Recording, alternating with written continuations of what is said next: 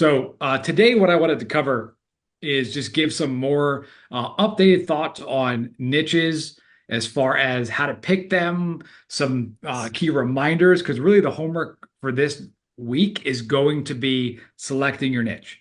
That is the what if you don't pick the niche, you really can't do anything else. In the order of solving business variables in the right way, you got to pick your niche, and then from there you could decide what is that transformation, what is the outcome that they need, and then we could decide on how are we going to deliver that transformation for them. So why niche? Really important. A lot of people, some people come into this workshop and they are kind of a generalist. They work for 5 or 6 different niches, which is fine. Any niche you work in, though, you eventually want to wear the specialist uniform, which is you want to seem to that niche like you are specialized for them. The reason being, specialists earn more money, get more respect, and have more fun. So everyone knows maybe not everyone, but there's who gets paid more, the generalist practitioner or the brain surgeon. Brain surgeon. There we go. Someone's helping me out today. Interactive. So yeah, the brain surgeon gets paid more because he's a specialist, right? And by specializing in a very competitive world, that gives us a marketing advantage. Because if we're competing against someone that is kind of like everyone for everyone, everything for everyone, we're going to win out that business by specializing. It's specialized in the cool. Every niche that I went into, I wore that specialist hat.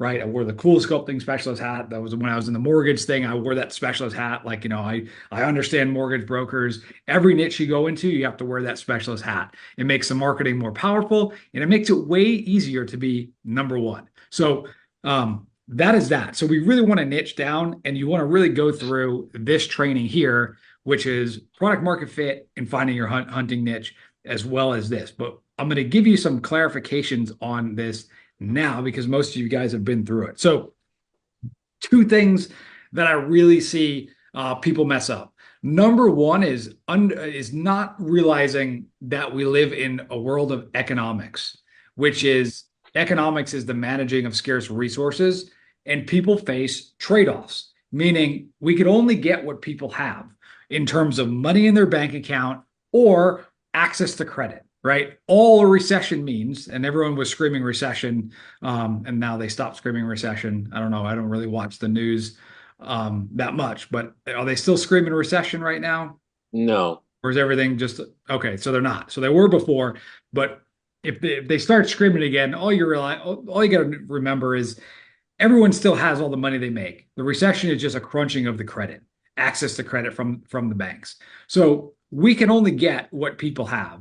And in the internet marketing game, we're very, as a community and as the teachers I see, we're quite bad when it comes to understanding ratios. If you go into Silicon Valley and other industries, they're masters of this ratio stuff. And I'll explain to you what I mean. In the internet game, it's kind of like think abundantly, follow the process, and all the money is going to rain from the sky, right? When you go to Silicon Valley, it is more of like, how much money do people have?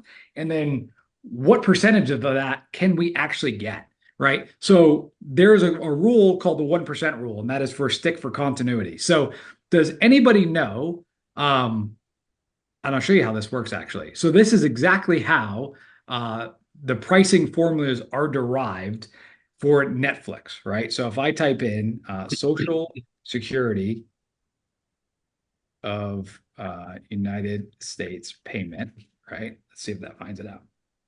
So this is the 2024 Social Security payment. So it's 943 for an individual or 1,415 for a couple. So that's the lowest common denominator.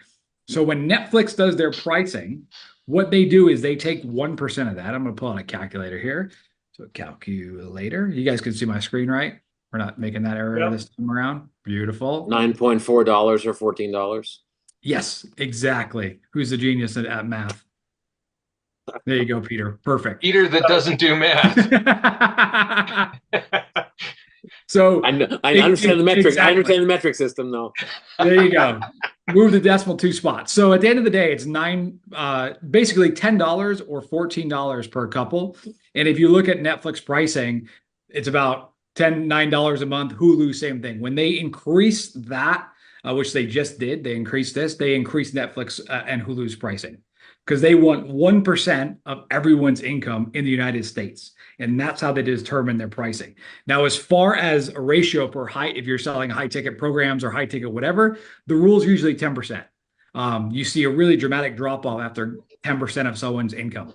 Okay. Now, with regards to business, it's always going to be a percentage of their marketing budget. And the number that I've always used is 8.3%, which is the recommended. So the small business admin recommended marketing budget, right? And you could look at ChatGPT for all that, but it's 7 to 8% of their revenues. So one of my favorite Google, and this is like I see in other programs, and people choose niches. They go after plumbers. They go after carpet cleaners. Not to say that there isn't money in there, but it's just as easy to make a $50 sale as it is a $500 sale as a $5,000 sale. It's all about the ratios. So for example, every niche that I go into and every niche that you guys should go into, you want to figure out the purchasing power. So I like to type in, average income or average revenue of a dental practice, right? And that number, so 771. And then from there, I always want to go to my calculator. I'm going to pop that over here. I'm much better at using a calculator, right? So here, if I go here and I look at the average income was 800,000. Again, if I take 800,000, right? If I'm selling marketing services, 0.08, right? That's $64,000 for the year divided by 12. Okay. So that's 5,333, right? That is a realistic budget that you could get because that's from the money that they already have, never minding their credit, right? So when people wonder, how do you get high ticket prices and all that? It actually comes from the average revenue numbers. So it's very important when selecting niches to have these ratios in mind and choose that. Because people are like, Mike, how do you get 5,000 a month, 10,000 a month, 12,000 a month? It's about number one, selecting the right who, and then it's having the right psychology, which is covered inside of the pre-sale blueprint, which you guys all have access to. Does that make sense to everybody? That's kind of that was 8% of gross, right? That's what you just did? 8%. Yep. 8%. You can even do 10%. But I usually decide, okay, what's my pricing that I want to get? Because again, it's the same amount of work to close a deal for $500 a month as it is for $5,000. It really is. Once you get the psychology and the principles down. Stasio, you landed when you went to Mommy Makeovers. That was an easy $5,000 sale for you, wasn't it? Same as selling to other low ticket niches that you've been in. So with regards to ratios, it's very important to keep in mind because we forget about the ratios when selecting niches. I've had people in this class go, how's this for a niche, Mike? And it's like a hot dog stand niche. And I'm like, okay, what's the average income of a hot dog stand? It's like 40,000 a year, right? So if you take 40,000 a year, that's all they're getting, times 0.08, you're left with 3,200 that they should be spending on marketing for the year divided by 12, $266. So, if you want to do that, power to you. I would urge you guys to go after the bigger numbers because you're going to make more money, right? So that's one search that you always want to make when looking at a niche is what is their purchasing power? The next is niche size, right? And you could break this for easy wins, but the majority of niches, I want to have one niche and hit pretty much my lifestyle goals, right? I think that is number one. When I got into this, I was like, I just want to hit my lifestyle goals, right? Which is the goal that I think you guys should have before you get into all sorts of crazy goals, right? Now I have different goals, which are way above my lifestyle goals. But the first goal should be one niche to be able to take care of your current bills, right? Your current lifestyle, so that you can do this full time without stress, right? The first step in any business is stress-free autonomy, right? Then from there, we can move to when you're in a place of not having stress, then move into abundance. Stress-free autonomy and abundance is the next step, right? So a lot of people, they come to me, they bounce niches off of me, and there's like 200 of them, right? So the rule of thumb for niches is 1%, right? So you want to figure out based off the purchasing power, right, of how much they could give you, then go 1%. So if there's 2,000 in the niche, right? Assume, let's not do what everyone else does, which is assume you're going to get everyone in the entire niche, right? So if there's 2,000 times 0.01, if I get a 1% market share, that's 20, right? Will 20 of them at $5,000 a month hit your lifestyle goal, right? You want to figure out niches where you could get a sliver, 1%, and still make it worthwhile of market share. Okay. So whatever, like for some of you, 20 clients might be enough. For some of you, might need to choose a bigger niche because 40 clients, based off the purchasing power, what you could get is going to give you your lifestyle and income goals. And obviously, we could go for more than 1% market share. But when you're starting out, I always want to know 1% is a famous direct response rule, 1% market share, and it's very easy, right? So how many dental practices in the US or wherever you're from? So there's 181,469, right? So you need 1% of them, right? So that I look at what's the 1% number of that. And it's going to be, let me see if I can copy and paste this in. Let's see if this works. Times 0.01. So you could have 1,800 clients. So some of these markets that are really big, you could be quite niche in them to just get that 1%. But what I don't want you guys to do is pick niches that are 100 people, 200 people, and you get full market share, right? Because usually you're going to have to move into cross multiple niches. Does that make sense, everybody? Just another filter there. So this is what I've learned now after, if you're stuck, right, with picking a niche, one of the best things that you could do is you want to really, he who knows the market best wins. And if you have prior life experiences in industries that you know, in industries that you've been into, that is already a competitive advantage. We need advantages in any market that we go into, because again, he who knows the market best wins. He who understands a day in their life, or what they see, what their activities are, they're going to win. Versus some internet marketer that has a course and hasn't done the research and has no idea. Like if you're going after the real estate market, you better know what's it like to be a real estate agent. Now, if you've never been a real estate agent, find a friend, find a buddy, ask them, what is it that you do on a daily basis? Who do you buy for leads, right? There's a great book, which you guys all should read, which is called Talking to Humans by Giff Constable. You can read it in about an hour, max 2 hours. But it's a book that they give to the Y Combinator starters. The guy's a billionaire. They invest in companies like Airbnb, and that's the first book he has all their entrepreneurs read. And that whole book is talking to your customers and figuring out as much as you can about them. Because the more we know about our customers, the more useful we can be to them, which means we're going to deliver more value. The whole name of the game is being useful. Right? Also, the more and better we know them, the better and more powerful our marketing is going to be. The better our cold emails are going to be. The better we're going to be on a sales call. So if you already come into this program and you already are in a market, I would break some of the rules, because my only rule is there are no rules. I'd break some of the rules to go after what you know, because it's all about advantages, right? So this is you could look at like what industries you know, the market and needs of that desire, plus the skills you have. That's really the sweet spot for the right niche. So, or pick a niche that you want to learn about, right? There's niches that I knew nothing about, but I went and I did the work. I went into reverse mortgages a while back.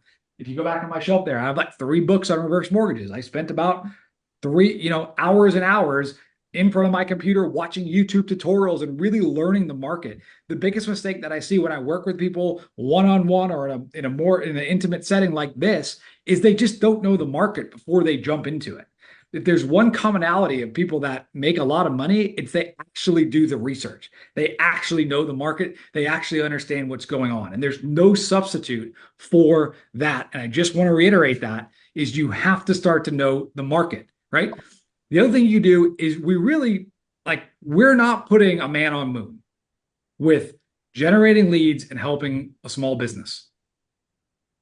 In every single market, that you are going to go into, it's going to break down like this: 1%, 4%, 15%, 80%. Right? Does anyone know what that is? It's a Pareto distribution following the 80-20 law of how every market turns out. So 1% in any niche is killing it. They're printing money. In any niche, there'll be 1% that's printing money. There'll be 4% doing very well. There'll be 15% that are doing good / okay. And they're going to be 80% that are breaking even, with half of them going out of business and doing crap. Right? So in any small business, in any niche, there is that 1% that's killing it. So, and they already have the solution. So I'll tell you, CoolSculpting, now that I've told you that one of my major niches from back in the day was, and I'm still in that niche too now, by the way, it's a dying niche, and I'll explain more about that when we go into trends. And I thought nobody was doing that anymore, but whatever. Exactly, it's a dying niche. I got in when it was blowing up like crazy, and I'll tell you the story of why you want to be looking at trends in a second. So as far as the problem solution, right? I always ask who already has the solution. So I'm going into the mortgage space. Who already has the solution? Who's that 1% that's killing it? And what are they doing? Right? Any market, again, there's 1% that's printing it. So our goal is to figure out what they're doing and reverse engineering it. The reason I got into CoolSculpting was, number one, purchasing power. Number two, the niche size. And number three, we're going to go over trends. It was growing like hotcakes back in 2019 and 2020. There was machines popping up everywhere for it. It was a new service, right? Anytime you could start to catch a trend, it's going to be a lot easier. And I'll talk about trends in a second as far as that. So I was like, wow, this is blowing up. It's high price. There's not many marketers in it yet. This is a golden opportunity. So then it was like, who has the solution? I started doing crazy amounts of research. They had a conference, the CoolSculpting conference, right? And on stage, they had the person raising up their award, the Double Diamond Award, for the most CoolSculpting procedures done. And I go, well, crap. They must know something about how to sell CoolSculpting. They're on stage and they've done like 2,000 million procedures with it. Sure enough, they did. So it was a company in New Jersey. I found their marketing. I played prospect. I saw all their offers. I had my wife call up. We pretended like we were looking for CoolSculpting. We went through all their marketing. We got all their email follow-ups. And guess what? It was pretty good. I took that system, their Facebook ads I found in the library, their Google ads I found every which way they were marketing, all their offers, and I rewrote it so it's not complete plagiarism. And I took that system and I sold it to the rest of the country. At one point, I was the largest provider for CoolSculpting leads in the United States. I stole it from the one company that was the 1%. You guys getting this? Yeah. Yeah. Did you sell it back to the 1%er? No, I didn't sell it because they were already crushing it. But whatever niche we go into, There's more than 1%. That's the point. yes. There's more than 1%. You got another 1%, Mike. Yeah, exactly. But I also sold to the 4%, 50%, and sadly, I sold to a bunch of the 80%. Right. But with regards to that, in any market we go into, the solution is there. Right. And it's oftentimes a matter of research and figuring out who has the solution. And when you get into a niche and you talk to them, a lot of times they know, in every market I'm in, I'm like, who do you know in your industry is crushing you? Right. And a lot of them times they're not smart enough to do this work. They're like, oh, this XYZ company, they're killing it. Great. Let me look at them. Right. Look at their Facebook ads, go on SpyFu, look at their Google ads, and figure out and reverse engineer. I think Russell Brunson calls it funnel hacking. Yes. What they're doing to do that, right? Play prospect with them. Like in the internet marketing scene, there's this whole thing of like, don't ever play prospect. If you're not going to buy, it's bad and all that. But if you look at real business, like Amazon.com has a division in which all they do is mystery shop their competitors. That's all they do every day. They're looking at their competitors like a hawk and looking at what everyone's doing to see if they could copy any smart things. So this is not rocket science, and the best solutions again are already out there, because in every niche there's 1% killing you, right? So one of the things when picking our niche is so many people that have gone through variations of this boot camp in the past, they have picked niches and they have done no research. Because really, we want to look, if we're going to run Facebook ads, which you don't have to do, we want to make sure that there's lots of people running it for that niche in the Facebook ads library. We don't want to take arrows in the back with our foot in the door product, right? I'm all for innovation, but when it comes to the foot in the door product, I don't want to take arrows in the back. So I want to go to the Facebook ads library and I want to make sure that niche, there's other lead gen companies in there. There's lots of other companies running ads, right? If that industry is in there running ads, you know that it's working, because you can see if they've been running it for 3, 4, 6 months, the ads have been running and their Facebook ads are trackable. If it's going to a lead, to a phone number, to an appointment, then they're not doing that for their health. It means the ads are working for them. If you go into an industry and there's no ads working, that means it probably doesn't work, right? Facebook ads has been around for a while. So you really want to spend a decent amount of time in the library with any niche. If you give me a list, a lot of times this is what I do. Purchasing power, how many are there? Do you have any affinity with it? Do you understand a day in their life? Have you done any work to reverse engineer who's killing it in that niche? And then can you find proven ads? Every niche I've picked, I've done all that.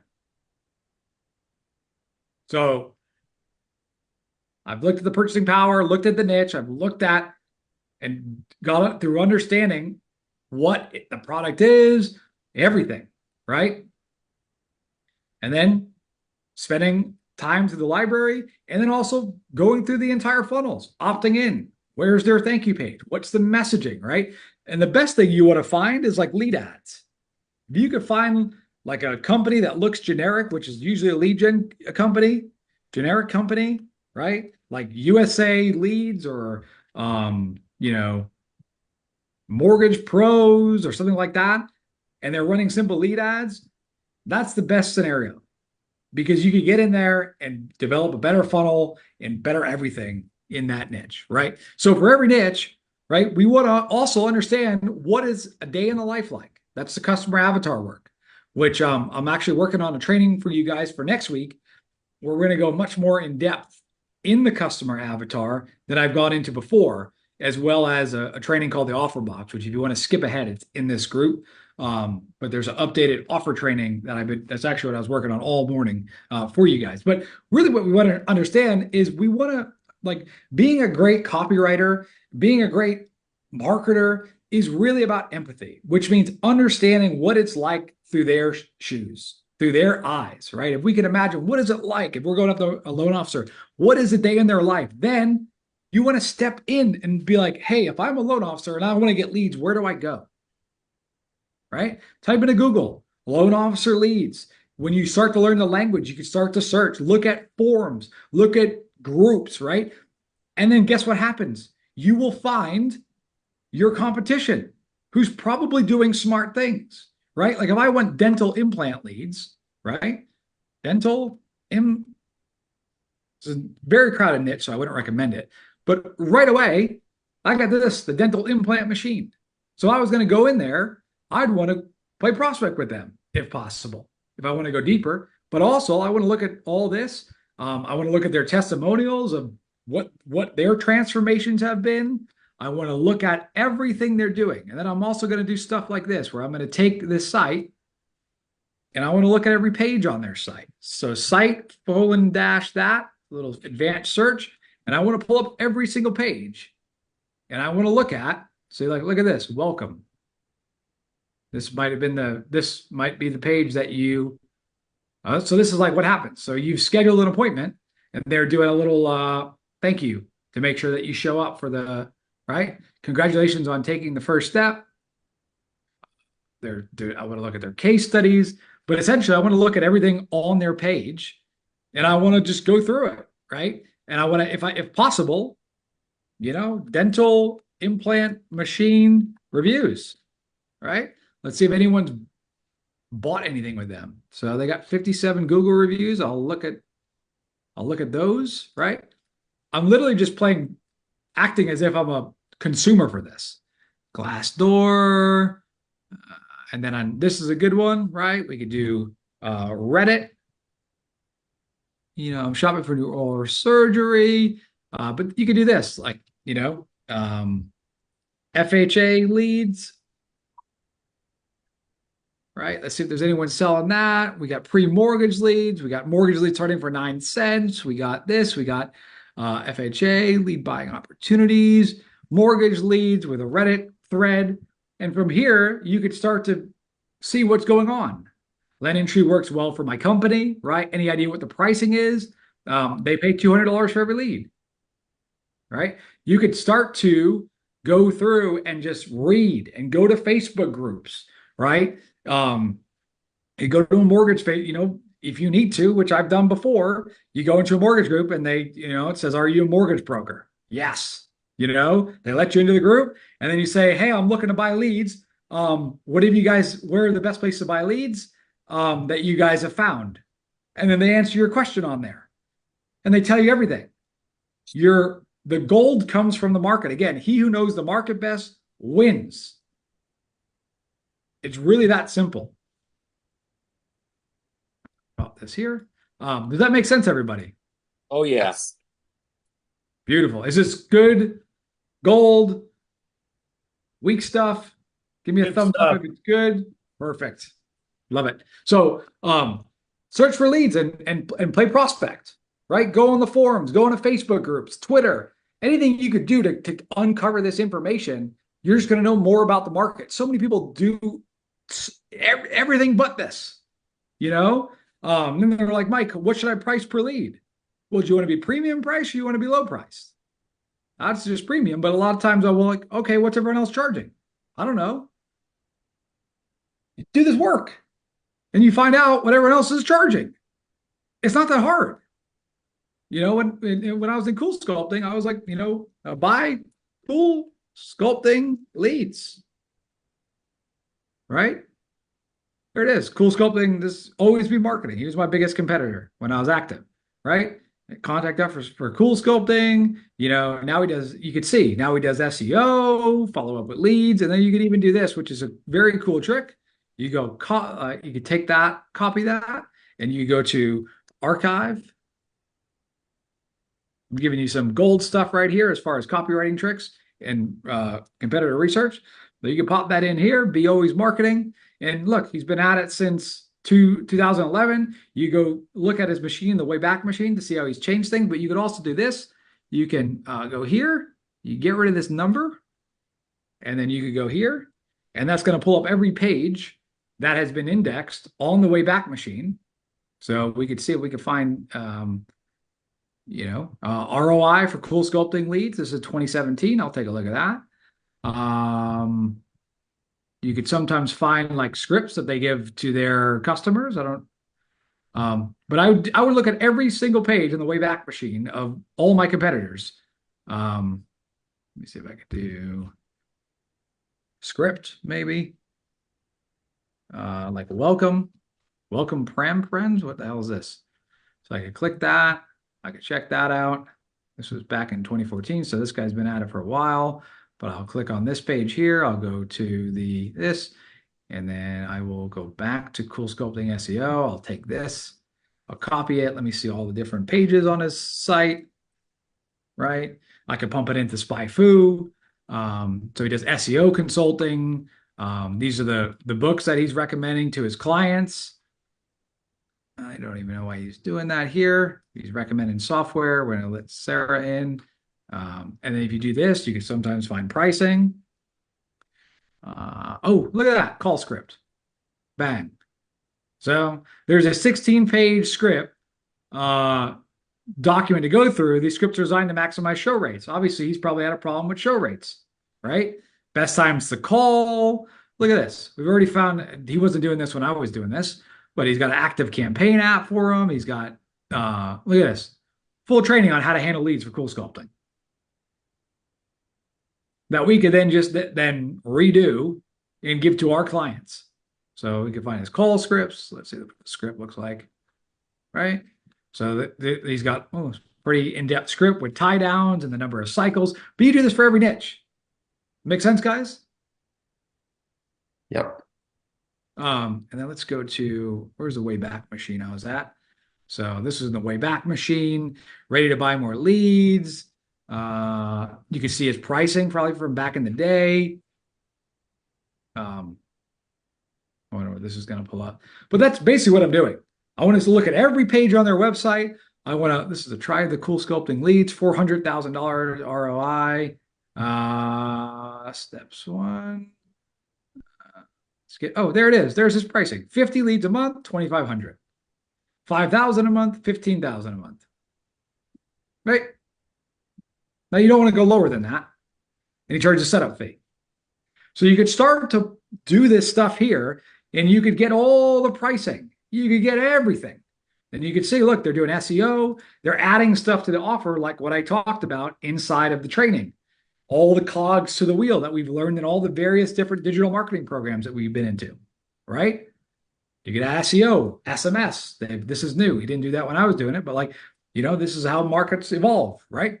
So we want to really do the research and figure all this stuff out, right? Go to forums, look at everyone's website, play prospect. You'll be all the questions and details will come back, and then go back to the training that you have access to, and you'll see where it plugs in. And you guys will crush everyone in the market.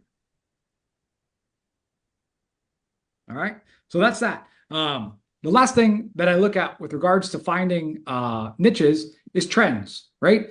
I think it's like Warren Buffett who says, it doesn't matter how hard you're rowing, it matters what boat and stream you're in, right? So I always want to be looking like reverse mortgages tanked because of interest rates. Not a good niche right now, right? But we want to look at what are the environmental factors, look at population growth. Those of you guys who are going to do more of the digital real estate blueprint method, which I don't think is many of you guys, but if you're doing pure rank and rent, right? You're building a website and you're ranking it. The few ones that I've done that are pretty good are in places where population growth is happening. Like I'd rather go into a market or area where the population's growing. There's going to be more people there, right? It's all, at the end of the day, it's all about supply and demand, right? Where are their new products? Cool Sculpting, when I got in, was a new product. Where is their new technology, right, that I can offer? If you looked at my thing, it was like big data, and I was talking about AI in 2020, right? The AI algorithm of Facebook, right? Government regulation. This is a big one because this kind of runs the world. They change regulation. It really changes how supply and demand works. Massive. That's why solar became so big. All the regulations and all the buybacks. So when you start to see the bigger picture, you can then start to know what niches to move into, right? It's always economics. Economics is senior, like I talk about inside of the program. So how do you find these insights? Talking to the market, the business news, right? I don't do it as much anymore, but Wall Street Journal is something that's good to look at. I actually look at Yahoo News, the finance section. So I'll pop that up here.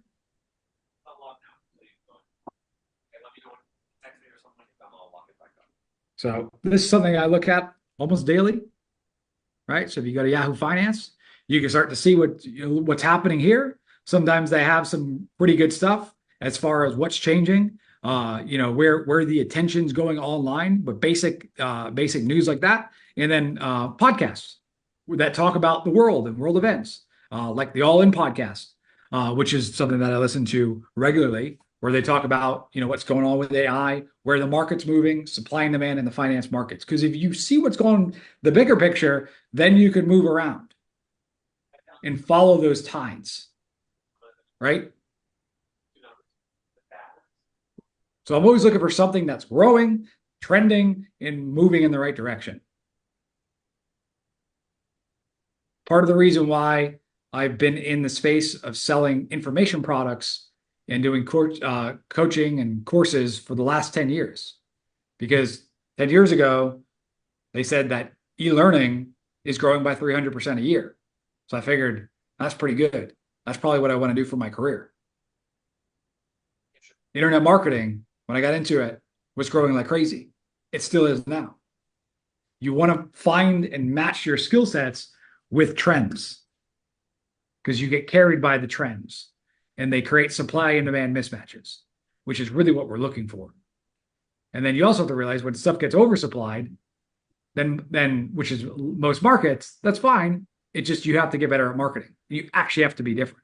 Something we'll cover in this course. So that's what I have for you guys today as far as the